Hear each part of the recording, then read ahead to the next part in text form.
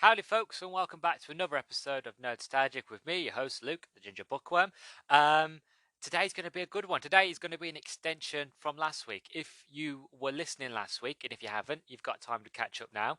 But last week I did a deep dive into Halo, but specifically the Bungie era of Halo, the best era of Halo, if you ask me, the best, the greatest, the alpha and omega version of Halo.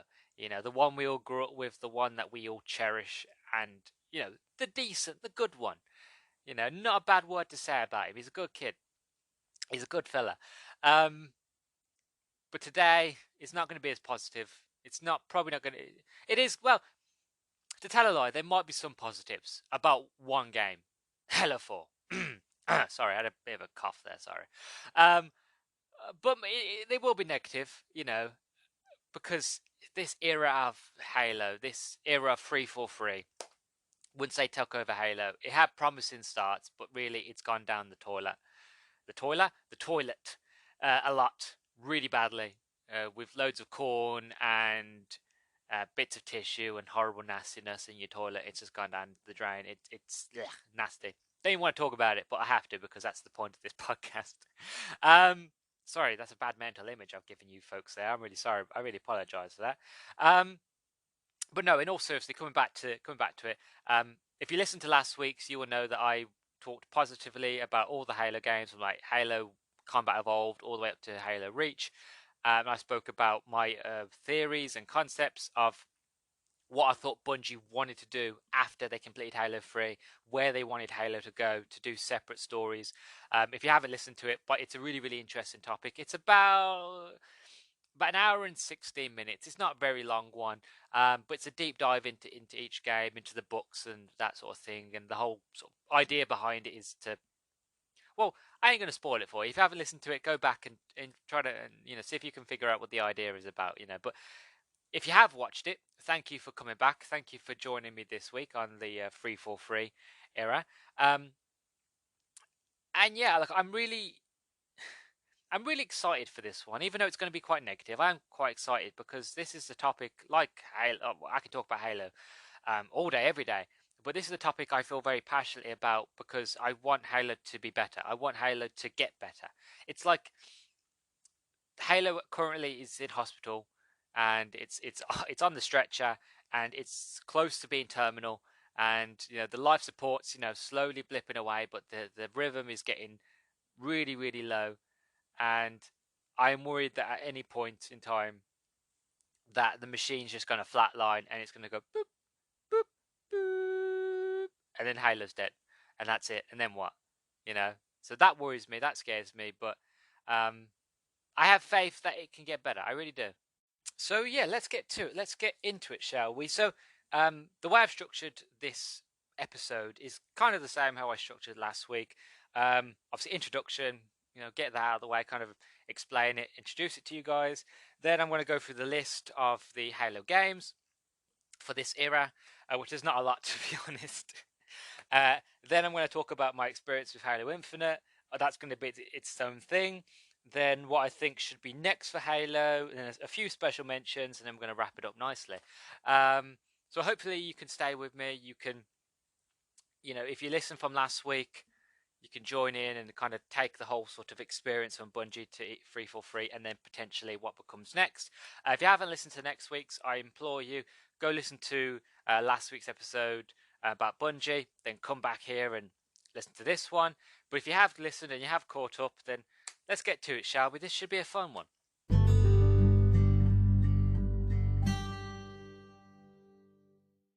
So, before we begin, I just want to give a bit of a backstory behind 343 for what I could find for research and stuff like that.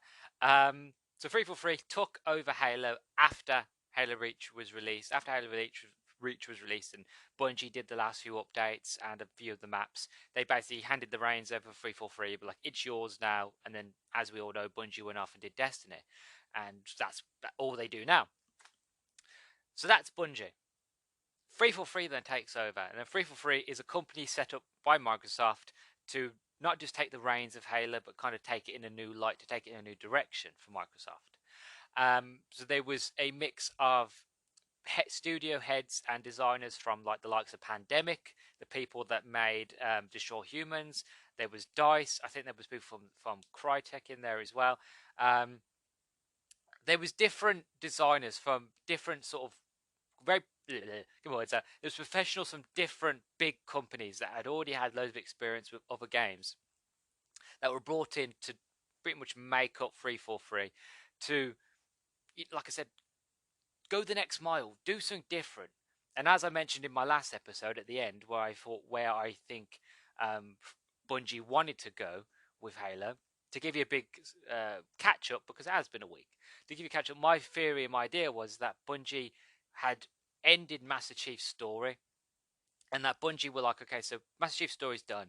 It's time to go move on to tell other stories in the Halo world. That doesn't mean we can't do Spartans anymore. It just means Chief is off floating in space. Chief is fine. It basically, if you could think of it as a fact of Chief floating in space is a way of thinking of like he's out of the way. He's nowhere near Earth or nowhere near the Sengelios or anything like that, the Covenant. He's far away in deep space, and that we can bring him back from deep space at any point in time, but we'll just keep him in the void, on the shelf, wherever, until we're ready for him.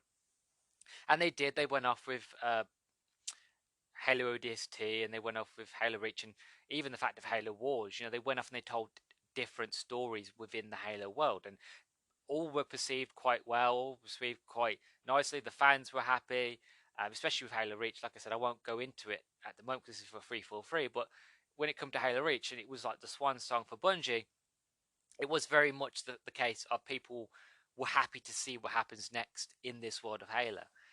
We all miss Chief. Don't get me wrong, I miss Chief, but I thought that I would happily go without Chief if this means if this is the kind of the standard of what we're getting. We're getting more in-depth, human, emotional stories with other characters. You know what I mean?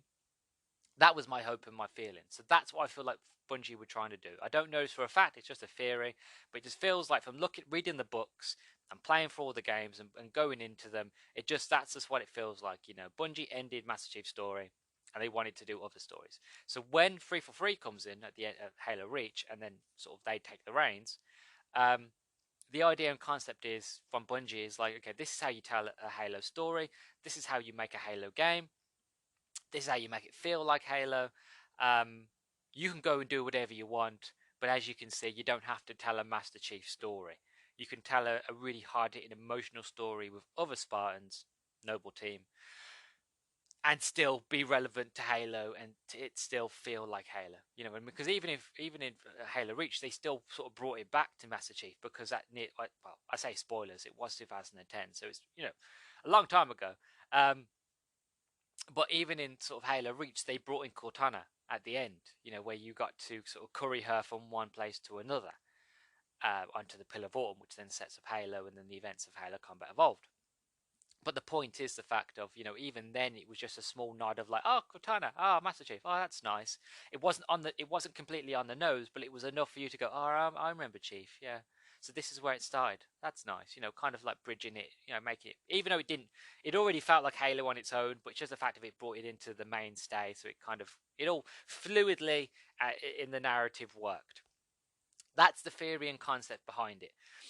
The problem is, when 343 took over, it would seem, and from reports I have found and I've read and I've gone through over the years, that 343 didn't know what to do. Even though that they would, it's kind of the fact of, you train somebody up, like imagine you get an apprentice, you train them up, you spend loads of hours and time with them to train them how to do a thing, or to do multiple things. And then finally you're like, you know what? They've proven themselves. I've seen them. They've done it in front of me. They know what they're doing. I can happily now leave them be, go off and do my job, get other things done, and I'll check on them periodically, see how they're doing. So you leave the apprentice on his own, 343. Bungie goes off, the senior contractor, comes back, building's on fire, there's dead people everywhere, fire engines going crazy, and you've just got the apprentice standing there, charred, bit of missing hair, partly on fire, with a hammer and a saw in his hand. And the senior contractor comes over and goes, what happened? I've only been away for a few minutes. What'd you do? And 343 is like, I fixed it. You know, it's kind of the fact of I tried to do Call of Duty, but hey, you know, it's kind of the fact of, what did you do? It was fine. You killed it. It's on fire. How'd you get fire? We're underwater. It doesn't work. You know what I mean? Like, it's silly, and I have to be silly about it because it doesn't make sense. But it does make sense when you actually get into it. And getting into it now, getting into the actual topics, getting into the actual choices of the best games to, well, I'd say the best to the good, but to be honest, only one of them is actually good and the rest are just there. But coming into 343, they finally somehow was like, you know what, we don't have a original idea in our heads, so we're just going to bring back Chief because, wow, why not? It's easy. We're going to bring back Chief, and we're going to do something with him. And enroll Halo 4 2012. Halo 4 comes out, and it's like the whole idea of Chief's back. You miss Chief. It's been a good few years since Chief. So the last time you saw Chief, it was 2007. It's been a lot of years. What's he doing? How is it? You know, that sort of thing. It's like, and me as a fan, don't be wrong, at 2012, I was excited. I was like, oh, Chief, okay. You know, I wanted other stories in the Halo universe, but okay, you know, if we're going to bring back Chief, fine, you know.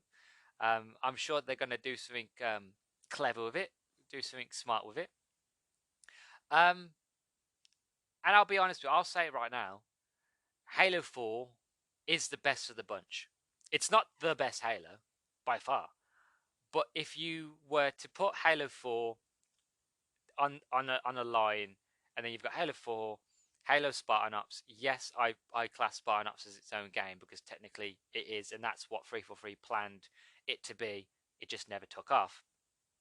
And then you got Halo 5, and then you have Halo Infinite. Out of that whole list, I would say I would rather play Halo 4 for the rest of my life than the rest of them. You know, because it is just the best in terms of story and gameplay.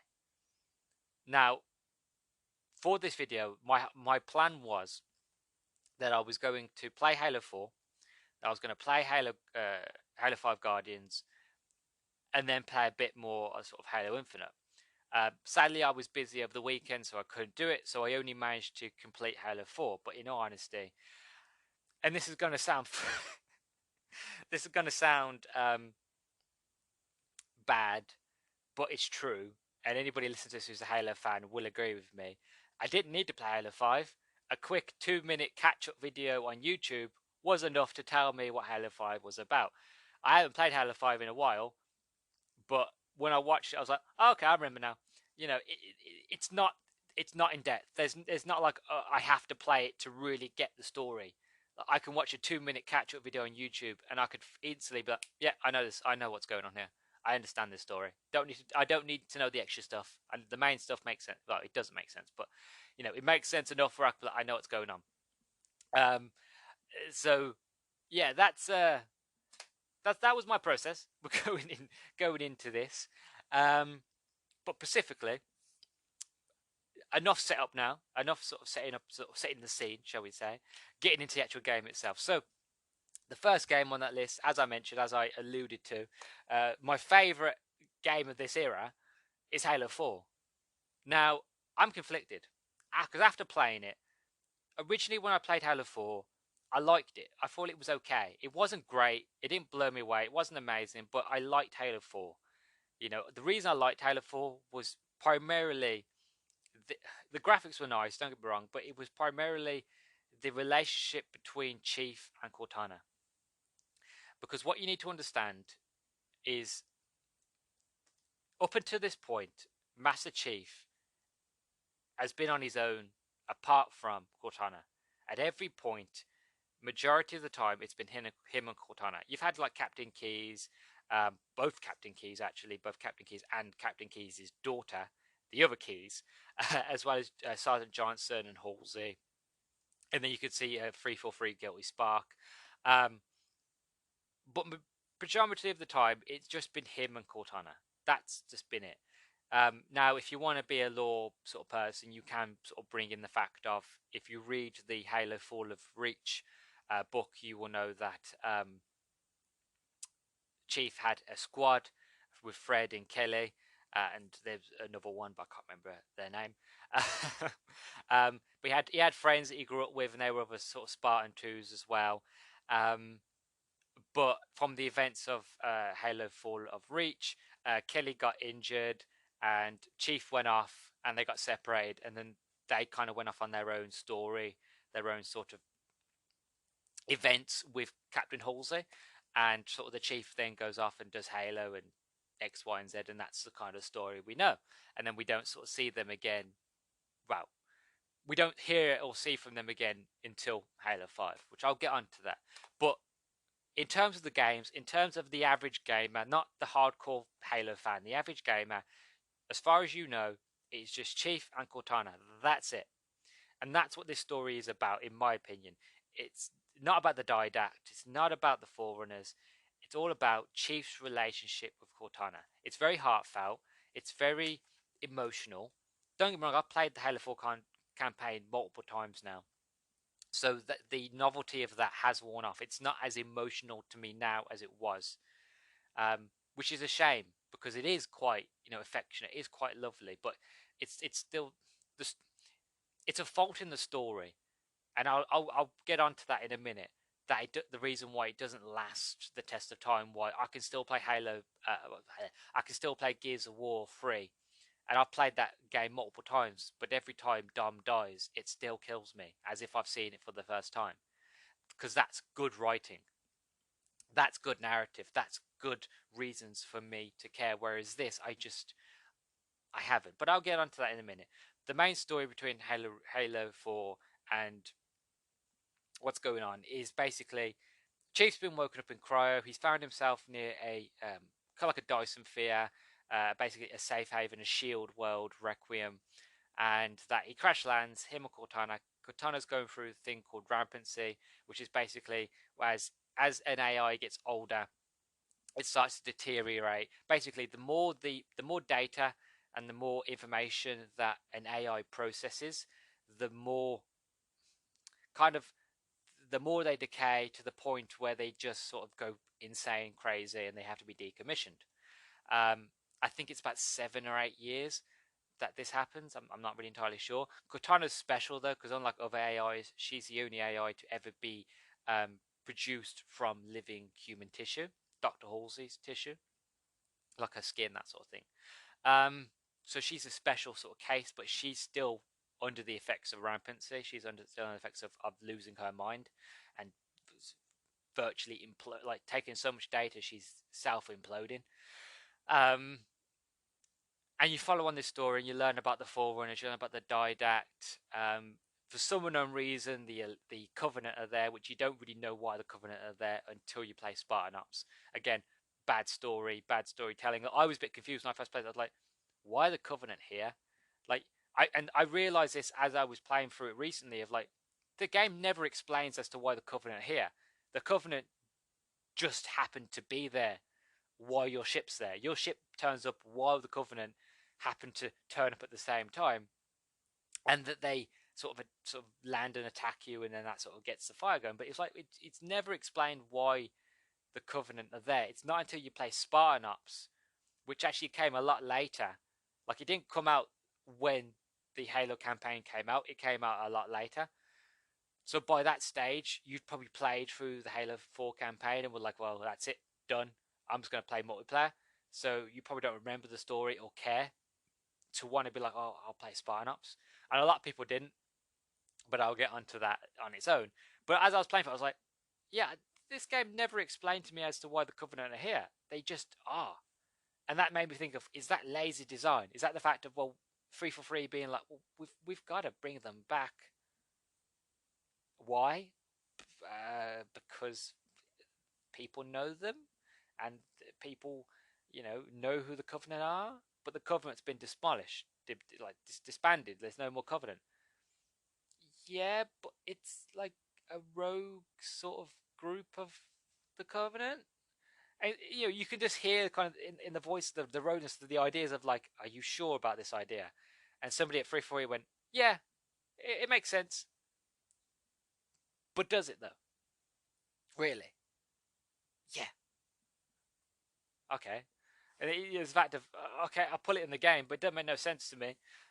So there's that. But anyway, the elite's there, and you find out about the didact and about the librarian, about the composer, about the whole sort of plan behind the forerunners and that sort of thing. And the sort of the story goes from there, and you meet the USS Infinity, and their crew, and Lowski and Doctor, but Corporal Del Rio, uh, and all that, and the other Spartan fours, and the story goes on, and like there's not really much to say in terms of that side of the story, because in my opinion, that side of the story is a lot of bleh. It is. Like, this is meant to be the beginning of the Forerunner saga, but I don't care about the Didact. I don't care about the Forerunners or anything like that. What I care about is the Chief and Cortana's relationship. Cortana slowly losing her mind. You know what I mean? Cortana getting to the point of like, if we don't get back to Earth, if we don't get back to Halsey, that's it. I'm gonna lose Cortana. So it should have been a race against time for Chief, being like, what is the quickest way to get off Requiem? You know, can we try to use the Forerunner technology to, find a ship, or to chart a course out of it, or send a signal or something? That's really what the story should have been. The story should have been the fact of, it's a race against time. Cortana's losing her mind. We've got to sort of figure out how to get back. But it just seems that the beginning of Halo, I enjoy the beginning of Halo 4 because it's a good setup to the idea of where you are, what you are. Granted, they had to bring in the elites. That's its own thing. But it sets up the world, sets up the concept of like, you've been adrift for 4 years, you've finally been woken up because there's been an anomaly, something's happening, and Cortana's woken you up, and you've got to figure out what it is. Then you go to the deck, the deck doors open, and you realize you're in front of a giant planet. Well, you don't know it's a planet, it's just a giant sort of metal wall in space. And eventually you go through it, and a hole starts to open up, you get scanned, and you get sucked into the planet. And there you go, there's the story. And then from there, then it should have been the fact of Master Chief is a race against time to figure out how to get off the planet and to get back home. But it isn't. The story goes, well, we've got to find Halsey. But then it's like, well, we'll go figure out the didact, and we'll go do this, and we'll go do that. It's like, well, it's like, I understand you've got to stop the didact, but like, you have an opportunity to sort of save Cortana, but instead you decide, well, let's just sort of, how can I explain it? You decide to say, like, screw everything, I'm going to, stop the didact, which I get it. It's a very noble thing, but you kind of set up the idea of, like, Chief wants to save Cortana no matter what, but also the fact of, this whole story behind Chief is not a machine. I'm not like Cortana. I'm not a machine. We got to figure out who is the man and who is the machine.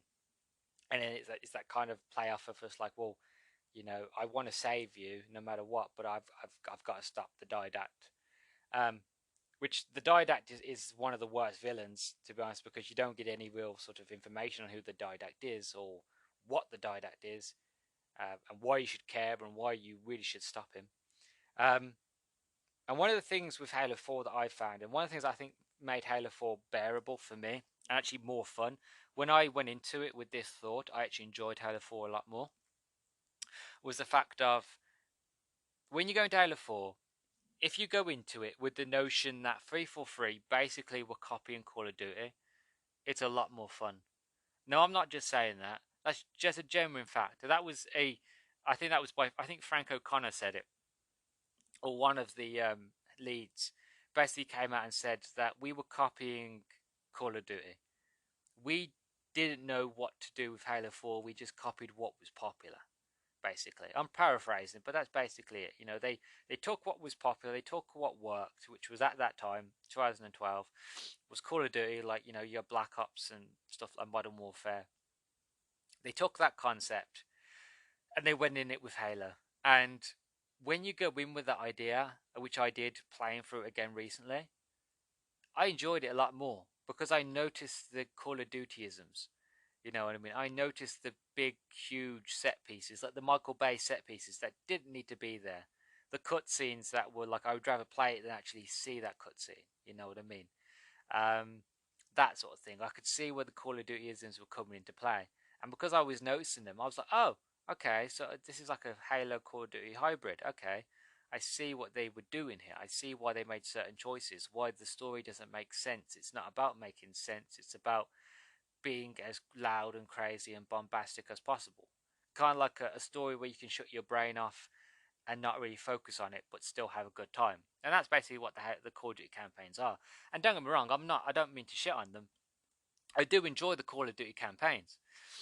I play them myself. I do enjoy them.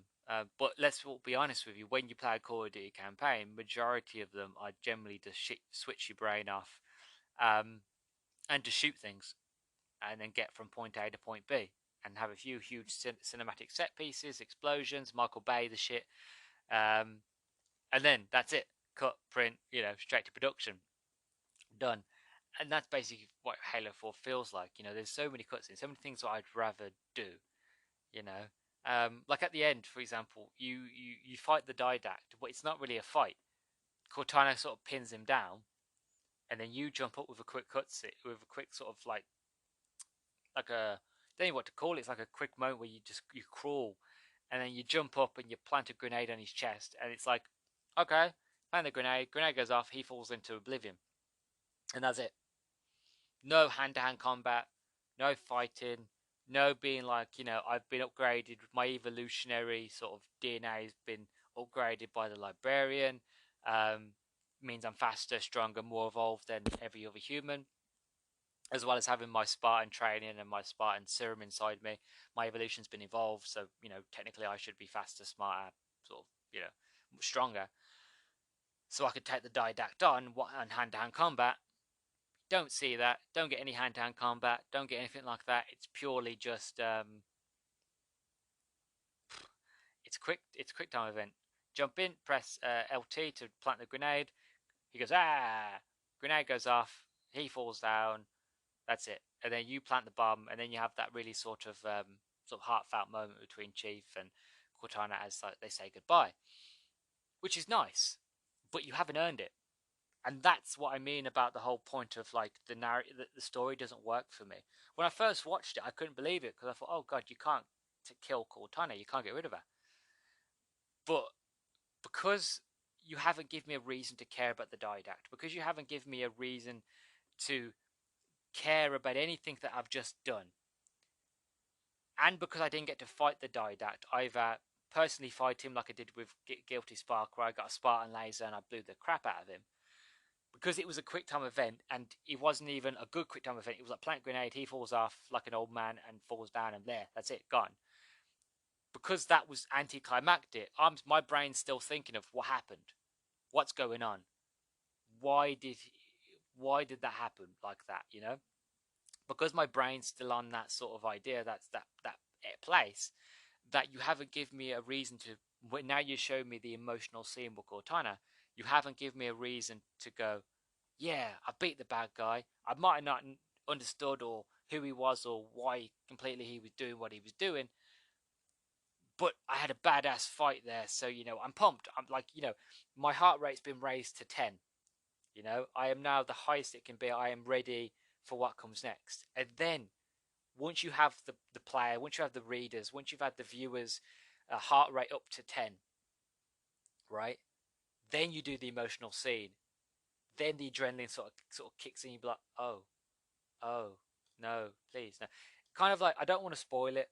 It has been a while, but I don't want to spoil it. It's kind of like Endgame. Anybody who's watched Avengers Endgame, that final battle, that final scene, you have that huge battle, and your heart's going. You're in tears. This whole, all these years of all these movies are finally accumulated into this one big epic moment. Every hero, everybody is there for this one sort of pivotal point, right? And then it happens. The scene happens. And I ain't going to spoil it. You know what scene I'm on about at the end, right? That scene happens. And you've gone from the fact of being pumped up and being, oh my God, we've done it. We've won. To, how did we win? Oh my God, please don't say it's true.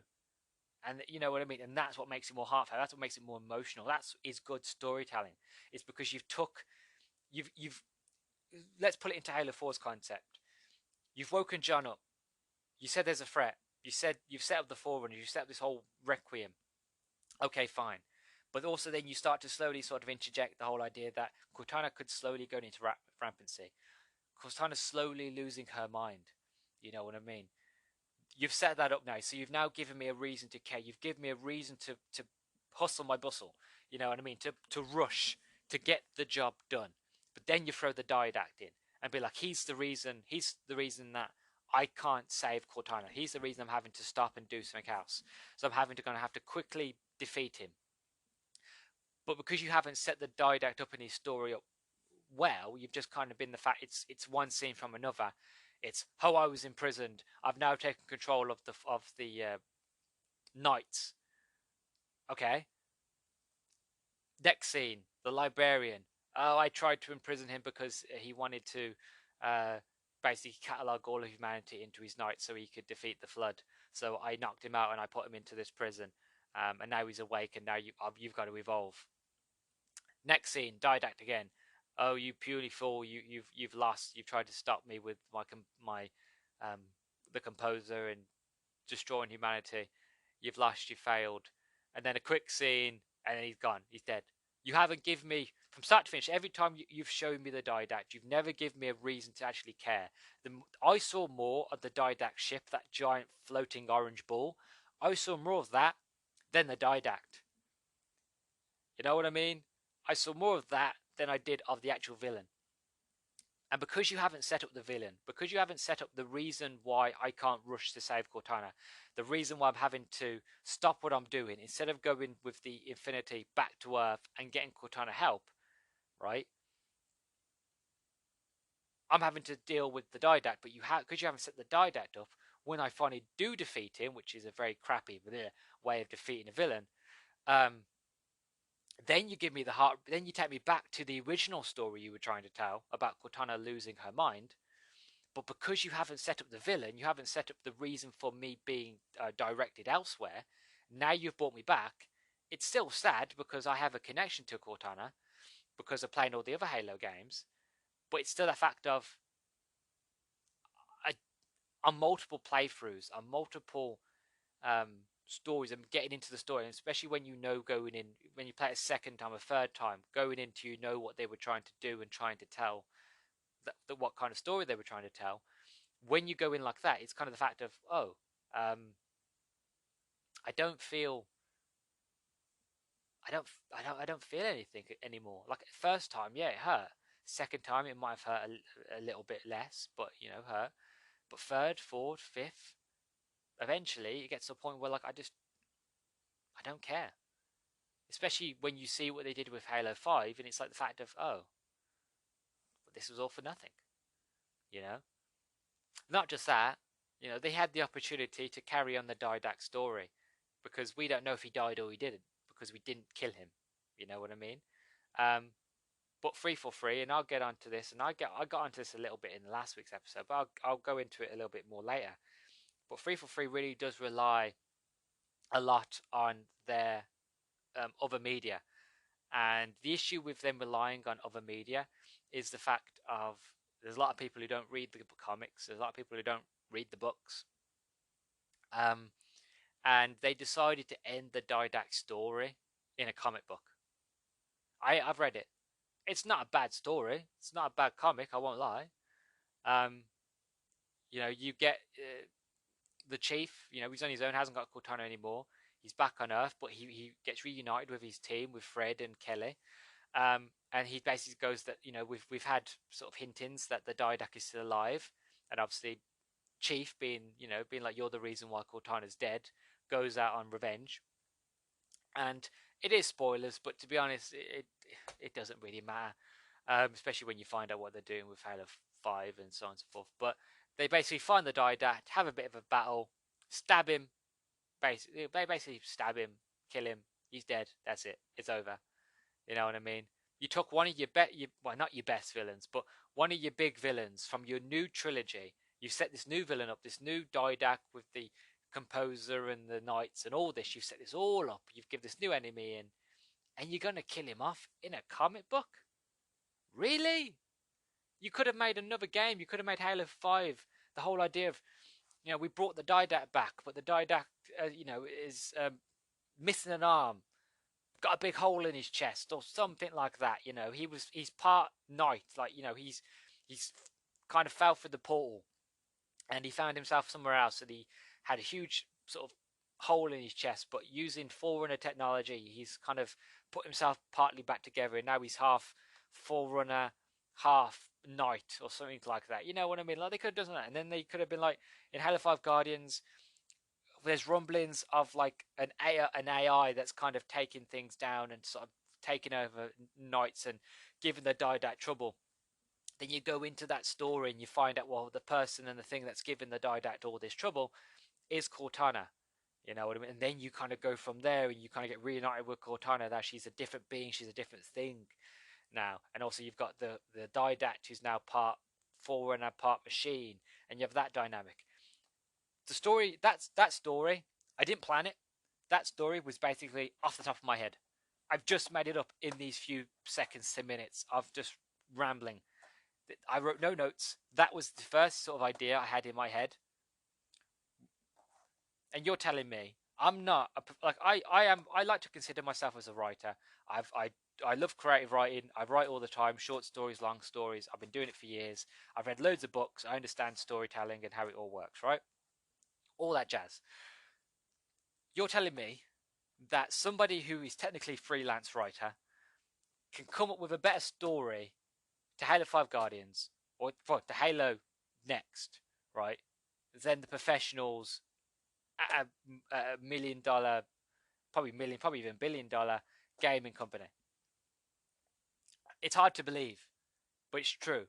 And the reason why it's true, and it's not just because I'm amazing. Genuinely, anybody who knows how storytelling works and understands Halo could probably write a better story to Halo 5 than what they wrote to Halo 5. And I'll get onto that in a minute. But the point is, you don't kill off your main character in a comic book. You bring him back for the sequel. You give a reason to Cortana's death. The reason Cortana died was because of the Didac. So you give a reason for the players to come back and be like, I want revenge on that arsehole. I want to take him down because he's the reason that Chief is alone. He's the reason why Chief no longer has Cortana. Cortana died because the Didac did what he did. You know what I mean? So you give the player the reason to come back for the sequel to take him down. But once you get rid of the Didac, now it's like, well, fuck, what do we do now? Where does the story go from here? And as we know with Halo 5, which I will get on in a minute, trust me, they shit the bed. I know I'm swearing a lot, and I do apologize. I try not to swear, but I get so worked up because they really sort of crap the bed on Halo 5, really. But yeah, Halo 4, overall, I've been talking for about 34 minutes on Halo 4.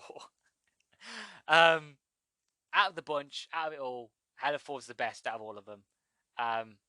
In terms of like the gameplay and story, and like once you go into it knowing the fact of Halo 4 is basically them trying to emulate Call of Duty, it's more enjoyable, more fun, and out of all of them that I'm going to talk about in a minute, probably the one that I preferred the most. But that's just my opinion.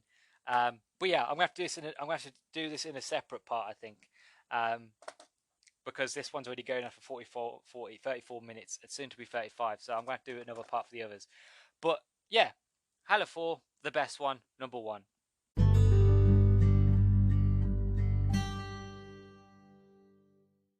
Right, so sorry that was a long one. I ended up getting carried away to about Halo 4. Then I looked at the time and I was like, oh god, I'm in 30 minutes already.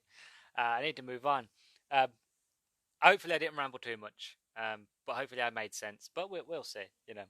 But this one's going to be a quick mention, and I'm going to get onto Halo 5 because there's a lot to say about Halo 5. But the quick mention is Spartan Ops. The reason why I class Spartan Ops as number 2, well, 1.5 technically, is because even though Spartan Ops is technically a side story, it's still its own campaign. And if you look into Spartan Ops, 343 basically said that they had a good 4 to 5 year plan for the story of Spartan Ops if the fan base likes it and if it's successful and it takes off. But the problem is, and as I mentioned in the last part, was the fact that when Spartan Ops came out, I think it came out months and months later after the Halo 4 campaign had come out.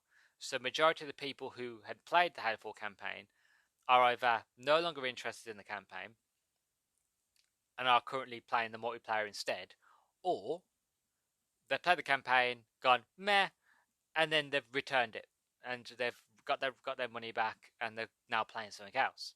You know what I mean? So only really the hardcore probably stayed on to play, to play the multiplayer. So when Halo Spartan Ops came out, it was kind of the fact of, oh, this is interesting. This is new. I've never seen this done for Halo before. Like, okay, give it a go. And it wasn't bad if you played with friends. If you played on your own, it was boring. It was like Firefight, but with a story. You know what I mean? It was just go to point A to point B. Okay, now you've done point A, point B. Now go do this, go do that. Oh, you've done that? Okay, go do this. It's over. Or some of the sort of some of the levels were like hold this area. So you hold the area, and then you get waves upon waves of enemies come at you. And then it's just like, oh, go click this button. You go click the button. It's over. You know what I mean? Like, and not as that, they reuse some of the maps, some of the areas from the campaign, which is fine. I understand. I don't expect them to make brand new sort of levels. I don't expect that, especially if they're going to set it on Requiem. I don't blame them for going back to old areas. And they did do some new parts as well, but it was just still the thing of like, I played this with friends, but by each time a new season came out, we'd play through and we'd just skim through it as fast as possible. And I didn't realize when we first played through, it was like, what's the point of this? Until one of us realized that there were cutscenes, that they weren't cutscenes, weren't part of the actual campaign itself. To see the cutscenes, you had to come out of the campaign, come out of it, then you had to press a button. I think it was like X or Y, which was like right at the bottom of the screen, hidden away. So if you press this button, you can see the cinematic introduction to that episode. To kind of understand what's going on, why the events of the levels that you play, why they're happening. And they were like really good sort of, campaign level sort of CG sort of cinematics. But it wasn't enough to sort of keep me interested. You rebrought in Dr. Halsey, you rebrought her back in, but also you brought a new sort of character, Julian Dharma, an elite. And that kind of gives the sort of explanation as to why the elites were on Requiem in the first place. But they should have introduced him. Granted, you could say, well, it was too many villains, but they could have just gone the fact of, even if there's a slight sort of mention, being like, oh, the Covenant are here because they apparently I'm getting reports from the Infinity that a rogue squadron of former Covenant soldiers have banded together to recover Forerunner technology so they can take over St. Helios, and they're run by a ship captain called Julian Dharma. Something small, something like that, something throwaway, but at least it sticks in the back of the mind. So when you get to Spartan Ops, you're like, I remember that name. So that's the guy from the campaign that they were talking about. I understand who they're talking about. I get it now. You don't have to show me if you don't want to like expand the runtime, but adding an extra piece of dialogue that Cortana or Captain Lowski says to the chief as you're sort of going from point A to point B, you're not killing anything. Just that bit of expose, that bit of narrative, being like, oh, okay. So when you get to sort of Spartan Ops, you understand who he is. And I had to laugh because currently I'm reading through Halo Glasslands, which is one. It's set before the events of Halo 4. It follows Oni and them trying to infiltrate the St. Helios to kind of spark up rebellion and basically do spy shit. It's a good book, but there's more to it. But I've already gone long enough on Halo 4, so I'm not going to go on a side story here. But I had to laugh because there was a moment in the story where Joel and Dharma shows up, and I had to laugh because I realized that was the first introduction to that character in this story, in this book, and that it just enforced my theory and my idea behind the fact of 343 puts a lot of leverage on expecting their fans to read every book and every comic that they release before playing any of their games. Because if you don't, you're going to be left behind. And I just laugh to think of the idea is it took me this long to get around to reading the 343 Halo books. But now we'll begin them, and I can kind of see them setting the scene up for Halo 4. Because the book came out 2011, around October 2011. Halo 4 came out, I think, November 2012.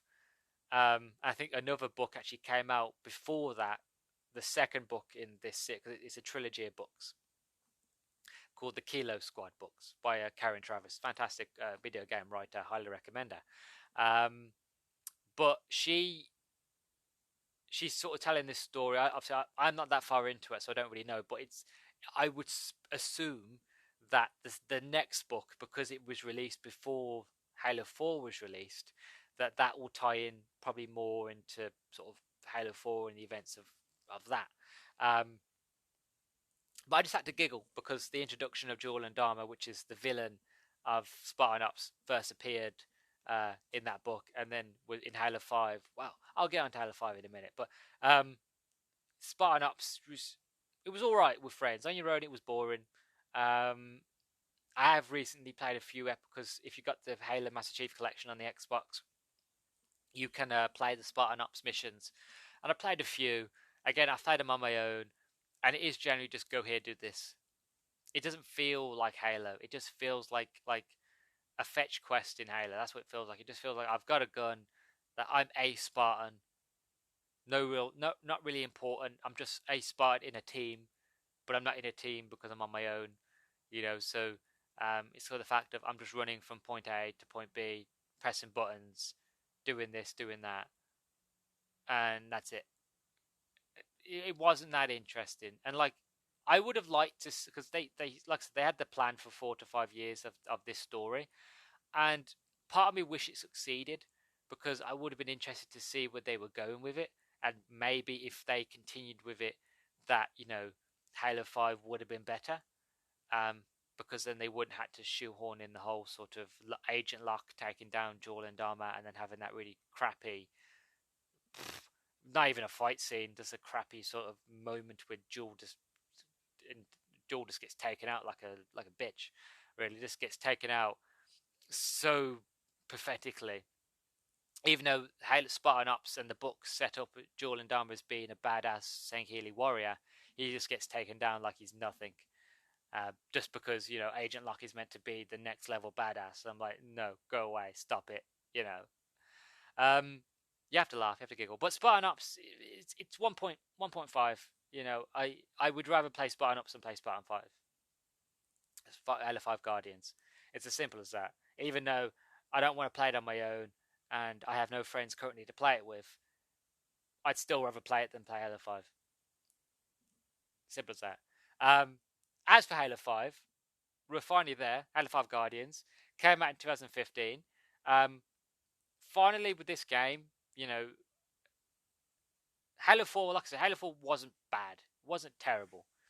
It was good. Wasn't great. Wasn't excellent. Wasn't incredible. It was good. It was a good Halo game. For what it was good. Right? So they had the footing. They had the idea, they had the concept. They were doing this whole Forerunner trilogy, Reclaimer sort of trilogy, whatever they called it. They were ready. Now we're on to Xbox One, next gen. The potentiality for what they could do is endless because of the power of the new console. They could do anything.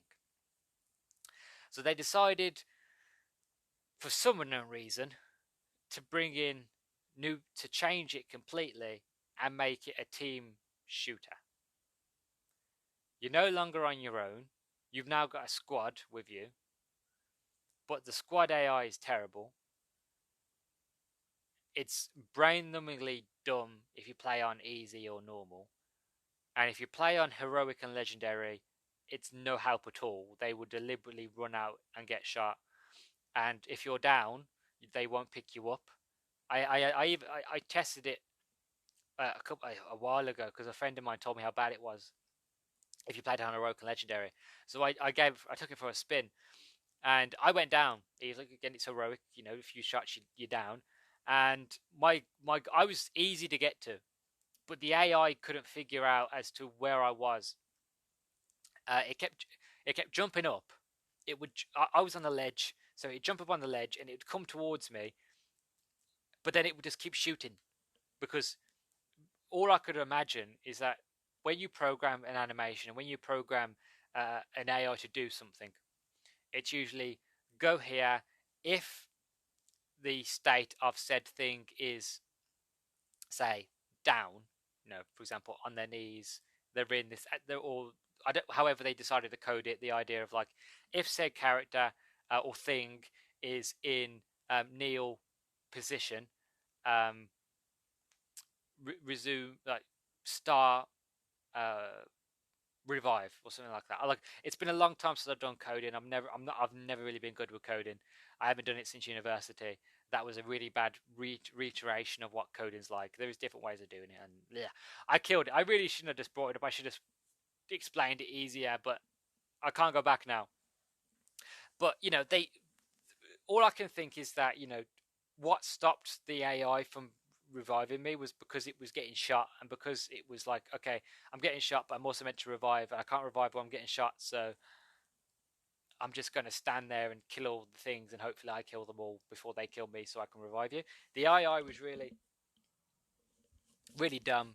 Didn't work. So again, it was only fun if you played with friends. But here's the thing: by the time Halo 5 came out, majority of my friends had given up on Halo. I was like one of the only ones that was like, no, it'll be good. It'll be good. Because I fell for everything that Halo 5 spewed out. I fell for the Hunt the Truth, the audio plays they did. I would sit and listen to those every time they would release. The Hunt the Truth audio plays with the idea of, if I remember correctly, because I haven't heard them since they first came out, but if I remember correctly, it was about an Oni guy who'd basically found some evidence that basically made Chief look to be the villain. That Chief, if I remember correctly, the Chief was protecting some government official, and that innocents got killed, and they tried to pin it on Chief, and like the guy was basically on the run from Oni because like they were spies and they were going to assassinate him. And basically the whole idea of hunting the truth, trying to figure out did the Master Chief turn, has John gone evil? And it's this whole idea that John's evil, that John without Cortana has basically turned rogue, and that it's up to Agent Locke to track him down and take him down. Now, first of all, as a Halo fan, or anybody with common sense who knows the Master Chief will know that that's simply not true. That with or without Cortana, John is still a good man. If anything, he's a good soldier. You know what I mean? He's a good human. He will do what needs to be done, but he won't take casualty, like human lives, if it means getting it done. He will do the right thing, and he will try to save the day in the most best way he can do it. You know what I mean? There's no reason for him to go evil. But if this is the story, if this is the painting they are trying to paint, I will happily sit and watch them finish to see what kind of narrative this is. Okay, so Master Chief's gone evil, he's gone rogue. Okay, he has. You've got this Hunt the Truth out, the whole idea that he potentially gone rogue and were killing people. Fine. You look at all the trailers, and it all sets up the fact of Locke is tracking down the Chief and finally gets him down, and you had this big statue of Chief and how he used to be an icon, how he used to be a hero, but now he's nothing, and all this jazz. And there was like two different trailers. There was one where it was Master Chief, and there was like a statue of Locke, and Locke was on the ground, and it was the idea of who's going to win and all this, and it was setting up for like both people against each other. I think even the cover. I think I've got the cover here. I've got it to hand. Where is it? Here it is. The cover. I'm looking at the Halo 5 cover now, right? The Halo 5 Guardian cover actually has Spartan Locke on the left, Master Chief on the right, and they're both staring at each other, staring each other down, kind of giving the whole idea that this is going to be a Mexican standoff, right? Then you've got the Guardian in the middle, and then you got like a ruined city and a few banshees, and then if you turn it around, look at it on the back, it goes "Hunt for the Truth begins." So we're not doing the Reclaimer story anymore. The whole Reclaimer trilogy is out the window, gone. They've just decided to not do that anymore. Now, on the back of this, we've got Team Osiris, which you've got Buck, and you've got Locke, and the other three, which I can't remember their names. As well as you've got the Arbiter there in the background for some unknown reason. And then it's not even about the campaign. It's like a little bit of expose of like an unstoppable force threatens the galaxy unless the Master Chief can be found. An epic story and innovative new multiplayer modes mark the greatest evolution in the Halo history. Then we have Warzone, Arena, and then new reward system with the rec points and all that. I don't even want to touch it. I want to throw it away. I don't even want to do it ever again. But I was a fool.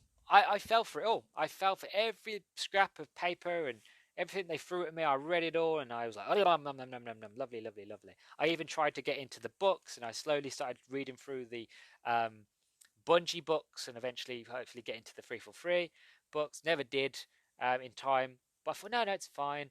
So I get it, and I'm like, what's going on in this story? I don't understand. Like Agent Locke, okay, who is he? Why should I care? You've just introduced him. The only person I know on his team is Buck, and that's just because I'm a fan of Halo ODST. But there's probably a lot of people out there who didn't play ODST, So people are like, well, who is this guy? Who's Locke? Who's Buck? Who's all the other people?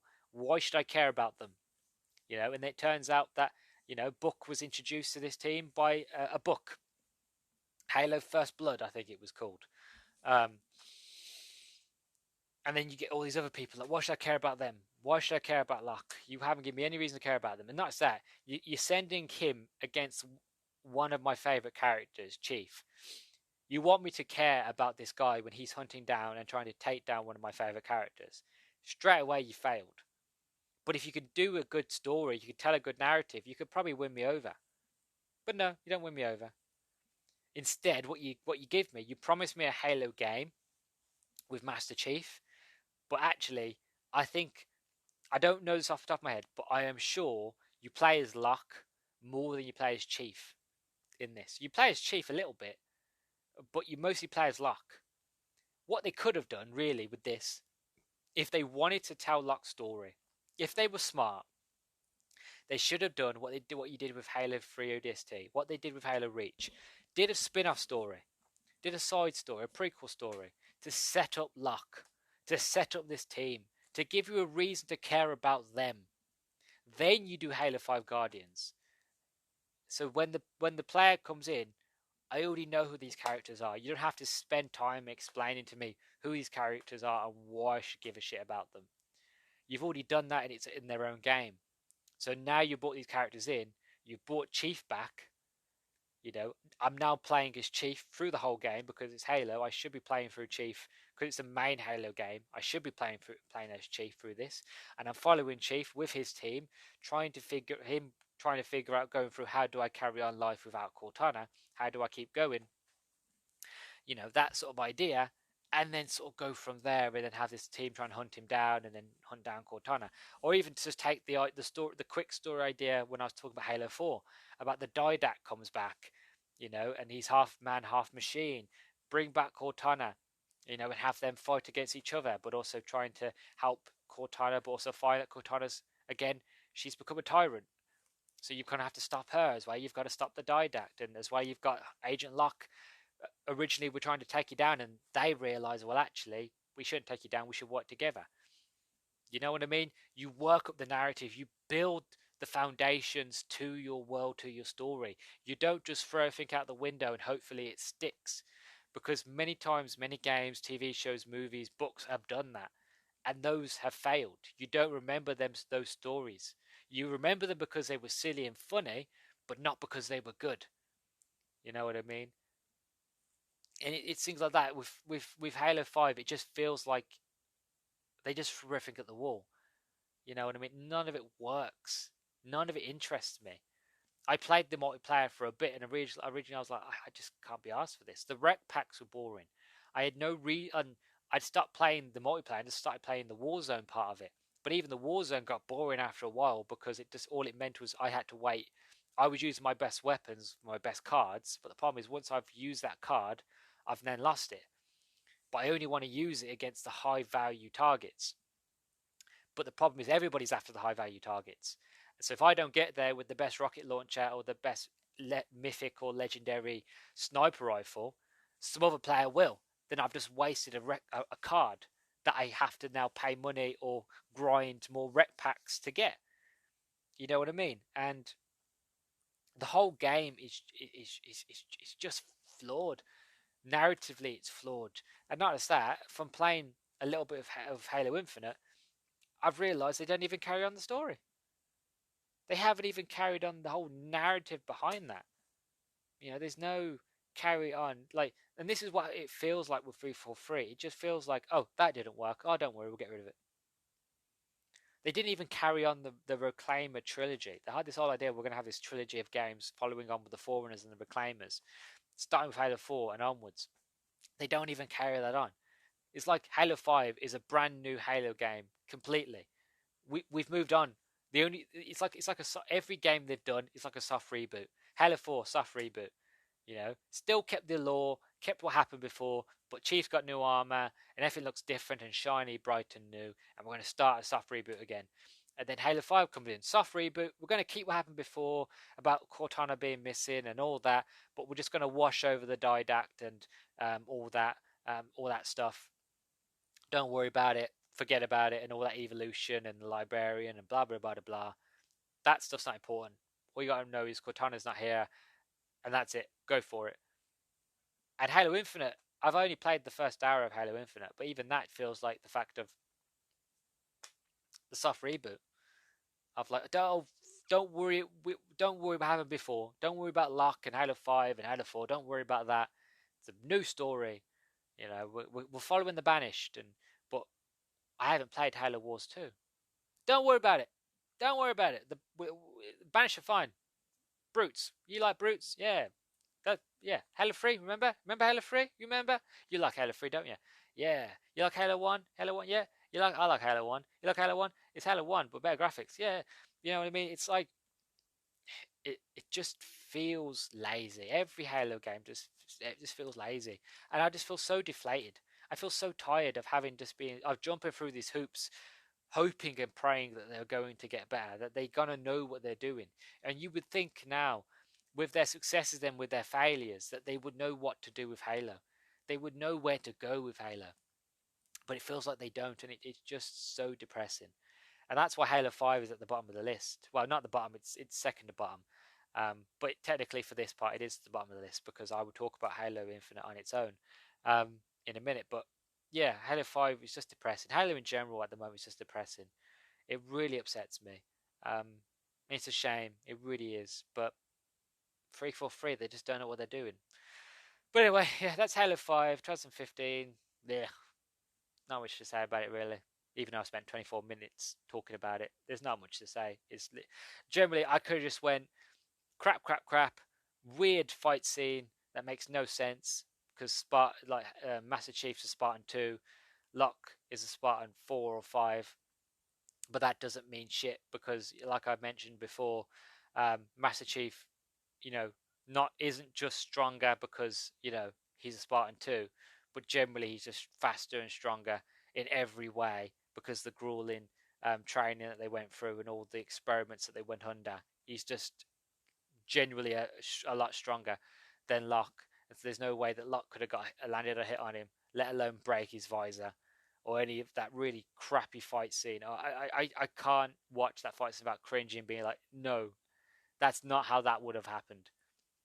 Agent Locke might have got a shot in here or there, probably maybe one if he was lucky.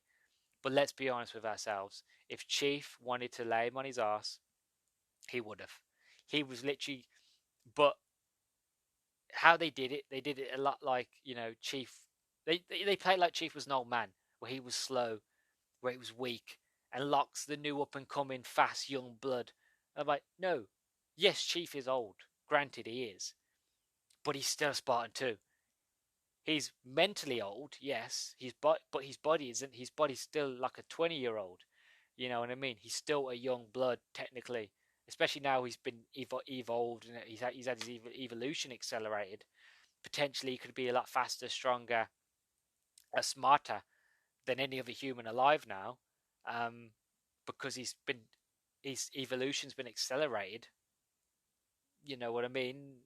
I.e., he would have put Locke on his ass, but no, they don't do that. And yeah, Halo 5, you'd have to. I don't want to talk about it anymore. That's it. Halo 5's crap. There, don't play it. Don't put yourself through it. But yeah, that's Halo 5. So yeah, on to Halo Infinite, shall we?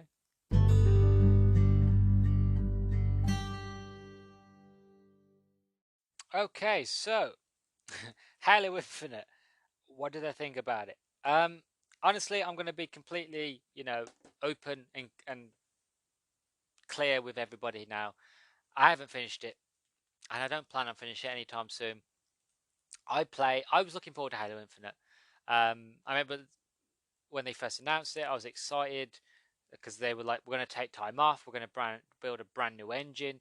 Me and my friends, we talked about this idea of like, this could be the rebirth of Halo. They're going to do a brand new engine, and what they showed off the technical masteries of that engine, it looked incredible. It blew me away. I thought, you know what, I've given up on Halo, but if they're saying they're going to put a lot of years into developing this game, as well as building a brand new engine and putting loads of money into it and bringing it, hiring new staff, I have to have faith that they know that this ship is going down, but they still can right it if, they act now. And they are acting now, and they're doing what needs to be done. So my faith was regained. And then I remember seeing the gameplay reveal, which didn't look great, didn't look terrible, but it didn't look like, the 4 years of development that they apparently went into doing this. So, the bad response there, and they were like, okay, so we're going to take a year off, and we're going to spend the year fixing it, and we're going to do everything we can. And they did, fair enough, and they did it through COVID. So I've got to commend them through that. And that the game eventually released last year. It was last year. And I was excited because I had my Game Pass. I was ready, and I put it on. And I played the multiplayer, and I thought the multiplayer's good. Multiplayer's fun. Then the campaign was released, and instantly something just felt off. Something just felt wrong, and I couldn't put my finger on it until about an hour in, because the game starts off with this really cool and amazing, incredible cinematic introduction of the Banished attacking the Infinity, and Master Chief's basically being a badass, proper like what we finally want to see with Master Chief kicking ass, karate kicking guys, Spartan kicks and stuff like that, proper badass sort of close combat sort of stuff. And I already knew going in about the Banished. Again, I'm a hardcore sort of Halo fan, so even though I'm not a Halo Wars fan, I still sort of, because I played Halo Wars 1 and because I want to know what's going on with the Halo Wars story and what's going on with the Halo lore. I played through Halo Wars 2, and I played with the Banished, and I thought they were an interesting sort of villain and that sort of thing. So I knew about them already going in. But something just felt off after that sort of cinematic. Something felt like I feel like I'm missing something here. I just feel like something's not right. And as the story was going on, and sort of the chief kind of wakes up in a way with amnesia. He knows what's happened, but like he doesn't explain what happened. It's kind of fact of where am I? What happened to the Infinity? And they kind of explain it, and it's the fact of, oh, we have this whole thing with this weapon. I'm like, whose weapon? And it turns out weapon is basically Cortana, but it isn't Cortana. It's a thing that was built to kill Cortana, but it looks and sounds exactly like Cortana. Okay, just because you've changed her name doesn't mean she's not Cortana. If she looks like a duck and she quacks like a duck, then she's a Cortana duck. You know what I mean? Just because you change the name doesn't mean it's not what it's meant to be. What they could have done is change the voice actor, change the way the AI looks, and be like, this is Cortana's daughter, and have a different name and look differently and sound differently. They could have done that way, but no, they basically just did a carbon copy, just changed the name and changed a bit how it looks, but you could still, any Halo fan would be like, that's Cortana. Like I said, I haven't completed it, so I don't really know the full story. But there's a moment you go through it, and you go through a lot of underground sort of Forerunner sort of structures, and you fight a few sort of Covenant, a few elites, and eventually you come out of this cave, and you're in this sort of like your first sort of encampment, should I call it? Kind of like Far Cry, your first sort of base you've got to take over. So I do it, I take over the base, and then it goes, the map opens up, and it's like, oh, we've got UNSC soldiers in distress, in this area of the map, and then you've got this area of the map. And again, I knew that they were already going to do that. I knew that they was already going to sort of do this whole open world sort of thing with Halo, sort of change it up and that sort of thing. And I won't lie, the grapple was fun. I enjoyed picking up barrels and throwing them and grappling the barrels towards me and like grappling myself on elites and just like hitting them in the face. The grapple was fun, and I'll admit, since the grapple's introduction, I don't see myself wanting to play another Halo game without the grapple. You know what I mean? It was a fantastic choice gameplay wise, and yeah, I want more sort of Halo games with a grapple. I want more games with a grapple. I just love a grapple. But yeah, so that whole thing was fun, but there was still something missing, and I just found myself clearing the base. After I looked at the menu, I was like, you know what? I don't want to play anymore. I just turned it off and I stopped playing. And I sat and thought about it. Of like, why did I feel that way? And honestly, it's because I just felt lost in the story. There was so like the whole point of the Banished. You've got Atriox, which is the leader of the Banished. But somehow, within the events of him beating the crap out of me in the cinematic of the beginning of the game, to me waking up and taking control, Atriox is dead. And you got some other geezer that I don't even know, but apparently he's like, best friends with Atriox. Okay, fine. You've got that. Then you've got sort of other things going on with the Infinity and like other bits of lore that doesn't make sense. And so what I did, I went on to Goodreads and I went online and I basically looked at the most recent books. And I went into Reddit and looked at a few forums. And it basically admitted to me what I knew to be true was the fact of, unless you've read this book, and this book, and you've read this comic and this comic, that the story won't make much sense to you if you go into Halo Infinite. And at this time, I thought, you know what? I'm only an hour in. I haven't got any physical or emotional attachment to this game.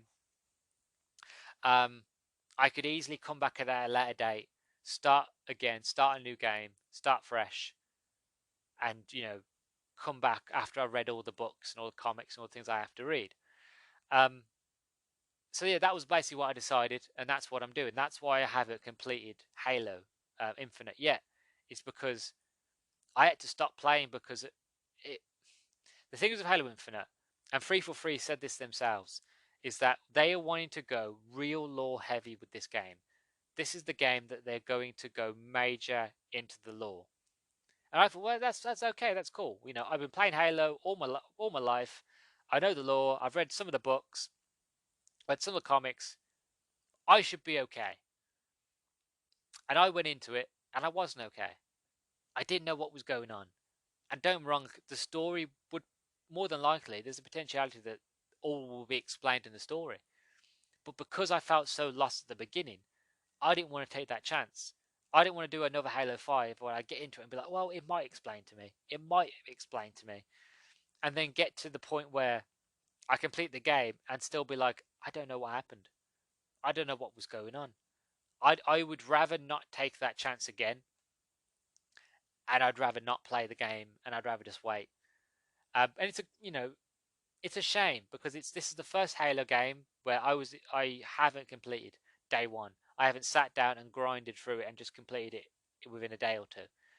Generally, I played an hour and was like, I don't want to play this anymore, and I went off and I played World of Warships instead. And other games. But yeah, Halo Infinite, I haven't completed it, so I can't really talk about it. But yeah, maybe one day I'll come back to it and I'll complete it, and I'll uh, I'll let people know what I think. But as of now, I've got loads of books to catch up on. I've got loads of reading to do, which I don't mind doing because I love reading and I love the world. But what annoys me is, and what I've said this many times, not just for the Halo, but I've said it for other things as well.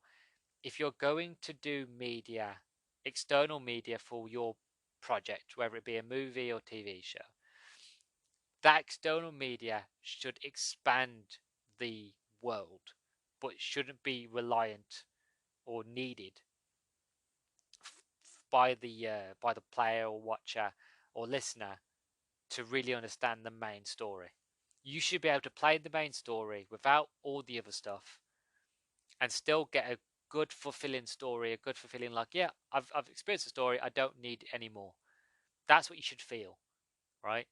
Whereas if you've read the books and you've read all the comics and whatever, then you watch the movie, play the game again, then you'll notice small little tidbits of like, oh, I know what that was referencing to. I know what that was referencing to. I know what this character was doing before the events of this game, so I can get a better understanding of who they are now. It should be expanding the lore. It should be not a necessity, just kind of a continuation of, like, if you like that, continue the story here. You know what I mean? Um, you want to find out what this character did within the events of this game and this game, read that book. But don't worry if you don't want to read the book. The second game, movie, TV show, whatever, will explain perfectly what this character was doing, so you don't have to read the book. But if you want to, you can. That's what it should be. But with Halo and 343, they're so reliant on them. They expect so much out of you to go out your way and to read every scrap of paper, to listen to every audio, to do everything, all their extended media, to cover it all, just so when the one game, not multiple games, when the one next game comes out that they make, that game makes sense 100%. That game on its own should explain all the other stuff, or even just be self-contained and explain its story.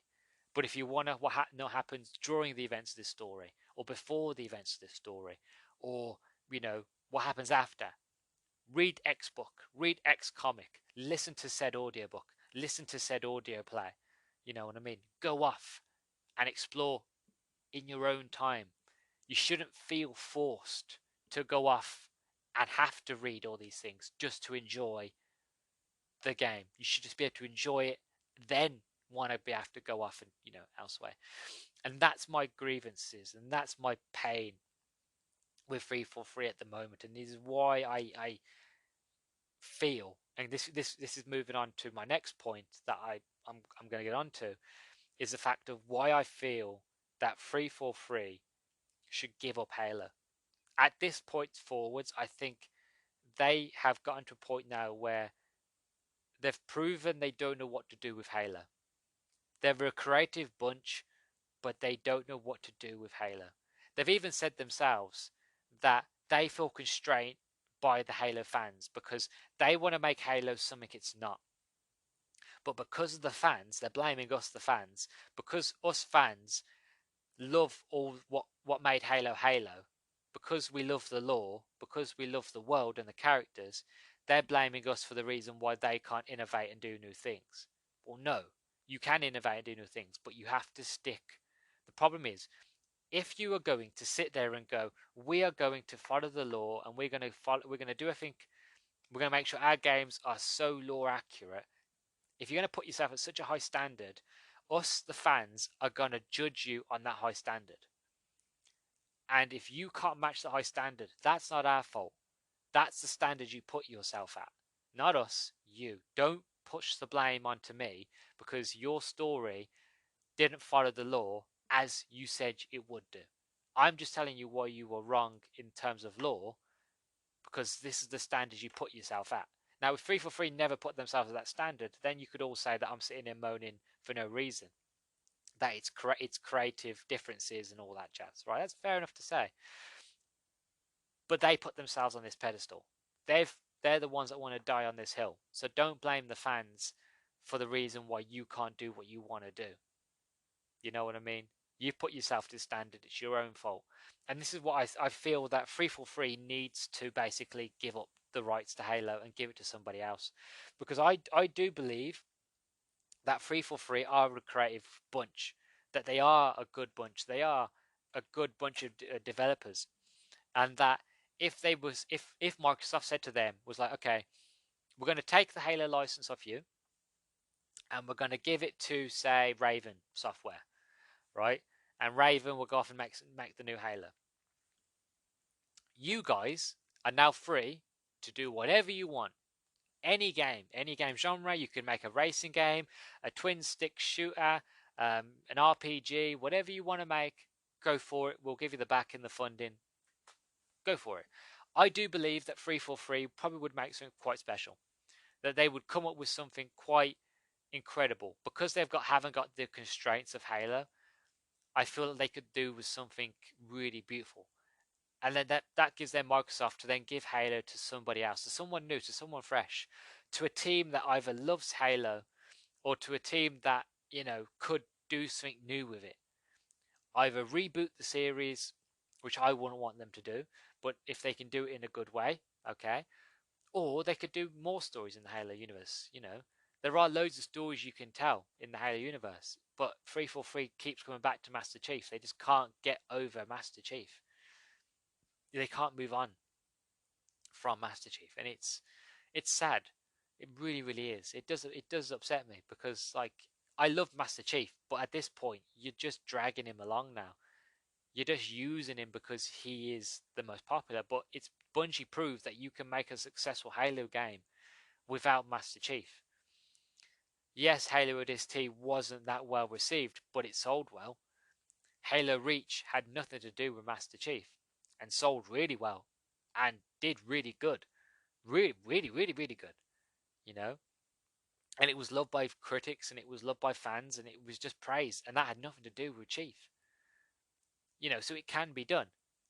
Halo Wars wasn't that successful, but it was successful enough where they made a sequel. And that sequel was, again, had nothing to do with Master Chief, but still was quite well received and enjoyed and sold well. So you can't sit there on this hill and tell me that, you can't do a story without Chief because it won't be successful. Because we have examples where it has been successful. You know what I mean? I just don't understand 343's logic, where they have to keep dragging out Master Chief and beating that dead horse. You know what I mean? At this point, I'm fed up with Master Chief. And I don't want to say that because Master Chief is one of my favourite characters. But 343 has driven me to that point where I just don't want to see Master Chief anymore. I want to see other characters in this world. I want to see other Spartans. I want ODST too. You know what I mean? I want something that's Halo but is different. That's not Chief. Maybe if they had done Halo 4 and they did it with a brand new pair of Spartans, or they did like a Mass Effect Andromeda and they went off and they explored the Milky Way galaxy and they went deeper into it and found another alien race and stuff like that, did a science experiments and stuff like that, that would have been interesting. But they decided to bring Chief back, and that's what failed. If they had just done they'd done whatever they wanted, a new sort of Halo story, and then years and years later, then brought Chief back when enough years had passed, then it'd be like, I haven't seen Chief in ages. Yes, this is amazing. This is fascinating. This is cool. But because they keep bringing chief out, and because with every game is a soft reboot. Halo 4 was a soft reboot of Halo 3. Halo 5 was a soft reboot of Halo 4. Halo Infinite was a soft reboot of everything. You know what I mean? It was a continuation, but it was a soft reboot of the last two games and all the other Halos that come before it. You know what I mean? They just keep doing soft reboots. They keep doing the same thing over again. And you can see one of the things, the reason why I'm going on a side quest here, the reason why the first Star Wars movie of the most recent films, Star Wars Force Awakens, the reason why that film worked and why it was so well received was because they basically copied the first Star Wars movie. Scene for scene, they copied it. That's the reason why that movie worked, is because it worked off nostalgia. It worked off member berries. They took what worked, they changed the angle, changed the characters, changed the setting, but they had the same scenes, same moments. That's why that movie worked, right? And the reason why the other two movies didn't work is because they then had to follow that up. They had to follow that with something, and it didn't work. And that's the problem, is that you do a soft reboot and you do what worked because you copy what worked in the first place in the first game, but then you have to follow it.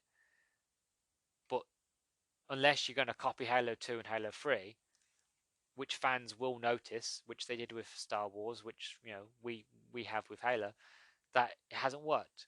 Halo Infinite is a copy. They even brought the same guy in who worked on Halo 1 to help them in development of Halo Infinite. They spent 4 years on this game, and still it doesn't feel like anything new apart from a grapple hook. You know what I mean? It just feels like they've taken Halo 1, added in the newer lore that you'd only really know if you've read the books and played every single game. It's not friendly for new players. It's not friendly for old players. It's only friendly for that 1% of hardcore fan who reads and buys every single thing that they do. You know what I mean? And I just feel at this point that 343 are dead in the water. They've even said themselves in a recent post that they know, that they are aware, that they understand that the community is simply out of patience with them, waiting for their new Season 2 roadmap to come out for the multiplayer. And I've heard rumours the fact of their slip space engine is a bag of shit. That it can run a campaign, but it can't do co-op campaign. That it struggles with Forge, that it's struggling multiplayer. Now these might be rumours, but this is what I've heard about their engine, that their engine is a bag of crap. That it can just barely run the campaign, and anything extra is strenuous. Imagine that you pour all that money and all that development into a brand new engine, and it can't do half the things that it needs to do. It's worrying. But also the fact of, it's not just the fact of fans are impatient. Halo Infinite's lack of updates is forcing its biggest streamers to turn to other games. So streamers who are hardcore, who stream Halo Infinite, are now going off and streaming other games because they're just fed up of waiting around for for 343 to do anything. It's like you're poking a stick at it and be like, go on, do something. Come on, do something. And then they're just sitting there and just like shrugging their shoulders. And the fact of the co-op campaign is not coming in the next update. Forge is not coming in the next update. It's a fact of, well, what are you doing to keep me here? Why should I want to stay and give a shit about what you're doing? You know what I mean? And keep playing this game if you're not talking to me. This is meant to be a live service game. The whole point of live service is constant updates, constant armor updates, constant seasons and events, always constantly something new every week or every 2 weeks. Something new is always happening, going on. But they're just recycling the same event over and over. They're bringing in new armors every now and then, but it's not enough to keep people being like, well, why should I care? It's not enough to keep people going. And I just feel that at this point, 343 should just hang up the towel and say, we tried, didn't work. Microsoft, take Halo back, and we'll just do our own thing. And I think if they did, they would do something quite amazing, quite magical. But honestly, they're dead in the water with Halo, and it's a shame to admit and a shame to say, but they are. Halo's died with them. They killed it. And Halo can be revived, but I feel like the best way to revive it is with a new team, a fresh new developer to come in and to revitalize it. But until that happens, they're just going to be beating a dead horse. And I hate to admit it, but it's true. 343 has just killed Halo for me, and for a lot of fans. It's a shame. It really is. But yeah, so that's what I think about Halo. My time with Halo Infinite and what I think should happen next. Um, before I end up, I want to do a few special mentions before I end, and we wrap this up nicely. So onto the special mentions.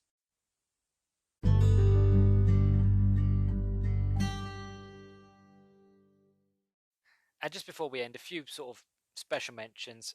First mention is Halo Spartan Assault, which was a twin stick shooter. Mainly, it was used for Windows phones and PC. Eventually, it came to Xbox 360 and Xbox One. I played a bit of it. It kind of follows Commander Palmer, one of the Spartans, and sort of her introduction to it. It's not really that interesting, really. It's built for phones. You play it on the Xbox. You can tell that it wasn't built like it works well with a controller, but you can tell like it wasn't designed originally for a console. Um, but it's not really much to talk about. Really, the story is a bit meh. Yeah, I mainly just played it for the sort of quick and easy achievements, and then once I got the achievements, I uninstalled it. And again, it was free on Game Pass, so yeah. So there's that. And then you got Halo Wars 2, which was made by Creative Assembly, the people that made the Total War games. So it's not following on from the people that made Ensemble Studios that made the first Halo Wars in 2009. Um, this is a different team who do Total War games. They're quite successful in the top-down isometric sort of I was going to say isometric shooting, but the top-down sort of war games, strategic games. Um, it was the first introduction to the Banished. It was the first sort of introduction to this new enemy, to Atriox and why it's such a force. And I won't lie, like I enjoyed my time with the Banished and enjoyed my time with the game a lot more than Halo One. And like I said, I enjoyed my time with the Banished here than a lot more than I did in Halo Infinite, which is saying something, because that's a big AAA game. This is more like a double A game with the Halo sort of stamped on top of it. Not that it's not a good game; it's a good game for what it is. It's just I didn't enjoy it as much, like as I should have. For it being Halo, it's more just the fact of I played it because I wanted to know the lore. The only reason I played it for was because I wanted to know what's happening in the world of Halo and how it's going back to the Ark and that sort of thing. I liked that, going back to the Ark and going back to um, what happened in the events of Halo 3, that sort of thing. So I find that quite fascinating, and that's what I went back for. And they were really fun. But overall, the game, if you like your top down sort of strategic sort of games, it's an easy one. Like it's not a hard game. It's quite simple. I think I think the reason they did it is because also they wanted more people to play it, more players, more people in to be interested into this world. So sort of to make it easy for people of Halo fans who are not really into these type of games to come in and play it. It was made quite sort of simple. So I ended up having to ratchet up sort of the difficulty just to have a bit more of a challenge. And then it was a lot more sort of real Total War Command and Conquer, where like I was stressing because I had to make sure that I was planning out where my troops were going. At that stage, it was fun, but as when you first play it in like easy or normal, it's not as great. It's mainly, like I said, it's mainly just done to kind of get people into the door and get people introduced to these sort of games who are not fans of these sort of games. But yeah, so that's the special mentions out of the way. Like I said, it was only short. They're not like the reason I mention them is again because they were the games that came out during 343's era. So 343 have had a hand in shaping them and shaping the story. I do think it was a bit of a lazy cop out for them to be like, oh well, we set this, we let instead of doing something new and bringing in new aliens and bringing in new enemies or whatever, they've just gone, well, we fought all these new enemies in Halo Wars 2, the Banished. Why don't we just bring them in? And the Banished are basically a group of, they're like shock troopers, stormtroopers sort of thing. they are the part of the Covenant that do the dirty work. So they get sent in to create havoc and carnage, to do the missions that would seem too tough for any other squad to do. That's what the Banished were. They were the hard hitters. They were the people that you sent in first to cause the most chaos, so that when all the other sort of teams came in, um, most of the hard work had been done. And that's basically what the Banished was, and it's still connected to the Covenant. And that's what gets me about Halo, about not Halo, but 343, is that they have a hard time of letting go of the Covenant. They have a hard time of letting go of of Chief. You know what I mean? They could have done a game about the Arbiter. I would love a game purely just Sankelios, where I play as the Arbiter, trying to um, take back Sankelios from rebels. I would love that. I think that I'd find that quite fascinating, to finally just have a game purely of elites and Sankeli. That'd be great. Um, but yeah, they just have find a time of getting away from the monster, well, not monsters, the aliens that we know of. They don't want to do anything new. Whenever they do anything new, it's Forerunner. Oh, we've got this guy, brand new guy coming in, Didact, but he's a Forerunner. Oh, cool. Not really interested. They even did books. They did a trilogy on this guy. 3 books on him, which was Catalyst. So I can't remember the second one, and the third one was Silentium or something like that. I read them all, and they're quite interesting, quite good. If you're a fan of Hyperion by Dan Simmons, then you'll love those books. But one thing I've realized since reading Hyperion, that those books basically, not Hyperion, that the 3 books that follows the Didact story, which again, if you want to know who the Didact is, you have to read the books to really get an understanding of who he is. Again, relying too much on their other media. Anyway, that when I read those Halo books, and then when I finally got around to reading Hyperion, that I realized that those Halo books basically copied Hyperion, because the basic premise of Hyperion is that a couple characters come together, don't know who each other are, don't know as to why they've come together. All they know is that each one of them has a story that connects to Hyperion, and that as the story goes on, you find out why each one of them needs to go back to Hyperion, needs to go see the Strike, which is like a creature sort of being, and that people worship, and that why each one has a relationship to that. It's like a pilgrimage story. It's a fantastic story. I highly recommend you read Hyperion. It's an amazing sort of deep high sci-fi sort of book. But when I read those books, I realized, oh, this is basically copying Hyperion. It just feels like a carbon copy. It feels exactly the same. I'm not saying they did. I'm not saying there is plagiarism or anything like that. It just feels very samey. Kind of like, dude, can I copy homework? I'm like, yeah, sure. Just change a few things. Yeah, cool. Of course, I won't change things. Change a few things, but it's still exactly basically the same thing. But yeah. So overall, coming to an end, coming to a close now, because I've gone on way longer than I had planned. But this is the thing about this moment in history of 343 of Halo, is that there's not a lot of substance, but there's a lot to talk about, which makes no sense, but in reality it does, because there's not a lot of Halo games that 343 have done. They've only really made 3 games, and the best of all of them is their first attempt. The rest are just terrible. Basically, their version of Halo is a sponge cake with no filling. That's being kind. On the outside, it looks beautiful. It looks amazing. The graphics are incredible. We brought back Master Chief. It has all the sprinkles and all the bits of like things that you love from Halo, all on top. It has the icing, and everything about it just looks perfect. But then you cut into it. Then you take a bite of that cake, and you realize there's no filling. There's no strawberry jam. There's no cream. There's no flavor, texture. Generally, it is just a sponge cake with nothing. No sugar, no flavor. You've got nothing. You've just got the mouth feel as you chew. There's nothing to it. On the outside, it looks beautiful, looks gorgeous, looks delicious. But then you bite into it and you realize there's nothing here. There's nothing there. There's no substance. There's a lot going on, but there's nothing inside. You know what I mean? And that's the best way I can explain the 343 era of Halo.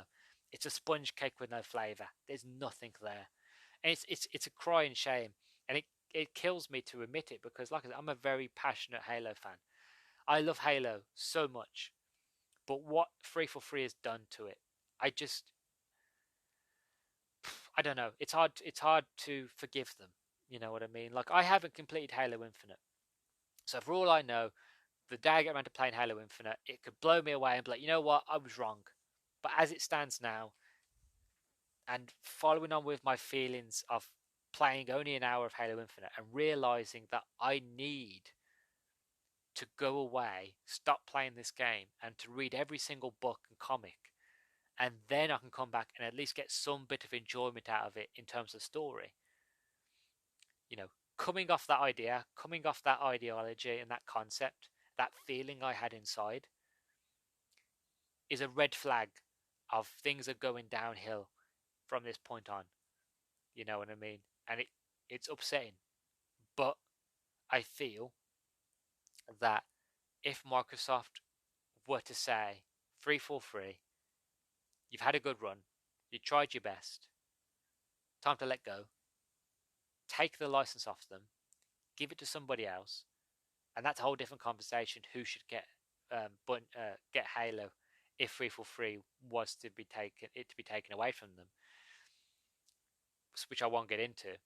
But if that was to happen, then 343 would be allowed to do whatever they want, to have the freedom to do something else. And I feel that they are creative enough to do that. Like I said, they already said themselves that they feel hindered, that they feel pulled back, that they can't do what they want to do because of the fans. Okay, then fine. You've already admitted it yourself that because of us, you're blaming us, the fans. We are the reason why you can't do what you want to do. Fine. We'll take Halo off you. Now you can do whatever you want. This way, you've got no backlash of anybody. You've got no problems with fans because this is a brand new IP. Whatever you decide is what goes because it's new. You know, go do what you want. That would be the best bet, in my opinion, for 343. You know, to do something else, to take your Slip Space engine and to use it for something else, and then whoever takes Halo next would do whatever. They either do a reboot or they continue on doing other stories in the Halo universe. I don't know. You could do a kart racer. I don't want it, but you could do a kart racer for all I know. The point is, give it to somebody else to do something different with Halo and give 343 a chance to reinvent themselves, to do something new, to do something different, like Bungie did. Bungie eventually got to the point of like, even though Halo's our baby, is our child, we have told the stories we want to tell. We've told Master Chief's story. We've done a boots on the ground story with the rookie from Halo ODST, and we've told the story before of Reach before the events of the first Halo. We've told the stories we want to tell. It's time for us now to let go and to do something else. And they've gone on and they've done Destiny, and again, Destiny is its own thing. But they let go. They didn't have to. They, by all means, I'm sure Microsoft would have been like, yeah, keep it, fine, yeah, it's yours. Do what you want with it. Go for it. Just keep making us money. But Bungie pulled away and was like, no, we don't want to do that no more. We're going to give it to somebody else, and we're going to do something, whatever we want. And they did. And it's, despite what you want to say about Destiny, it's quite successful. It's doing quite well. And I think the same for 343 is that they've told the stories, well, they've tried to tell the stories that they want to try and tell. Some of them work, some of them haven't. Some parts have done all right, some parts have fallen to the wayside, whatever. But they've tried to do it, didn't work. Okay, fine. It's time to put your hands up and go. It's time to move on. And that's what I feel like 343 should do. Will they do it? Probably not, because there's too much money in it, and as far as I know, Halo Infinite was a success, and because a game was successful, no matter if it's good or not, if a game's successful, potentiality is like, well, you did a good job. It was successful. We will now allow you to keep making Halo games. Now, if they made a Halo game and it wasn't successful, then maybe it would be in conversation to be like, okay, it's time to move on and do something else. We think, but until then, who knows? But yeah, so that's my thoughts and my theories and feelings on the 343 era of Halo. This one's been a very, very long one, and I do apologize for it being so long. But when I get talking about Halo, especially this era of Halo, it's hard not to get passionate and just to kind of waffle, talk, and whatever you want to call it about each part, because there's so much about it. Which, like I said, there's not a lot there, but there's a lot to talk about. So I do apologize for this audio's length, but I hope you enjoyed it all the same. If you feel the same or you disagree or whatever, again, let me know. By all means, follow me on Twitter at Nerdstalgic_pod. If you're listening on Spotify, the audio is also available on the Anchor app. I'm currently working on getting it available elsewhere. So when that happens, I will let you folks know so you can listen elsewhere. And don't forget to rate and all that jazz on Spotify. Share with your friends, share with other Halo fans. If you haven't listened to part 1 and you got all the way to and you've finished part 2 now, by all means go back and listen to part 1 when I talk about Bungie, the best era of Halo compared to this bad era of Halo. And yeah, so that's about it. So I want to say thank you to everybody for listening. Remember to follow me on Twitter, Nerdstalgic_pod. And as always, stay sexy, stay active. I love you all. Peace.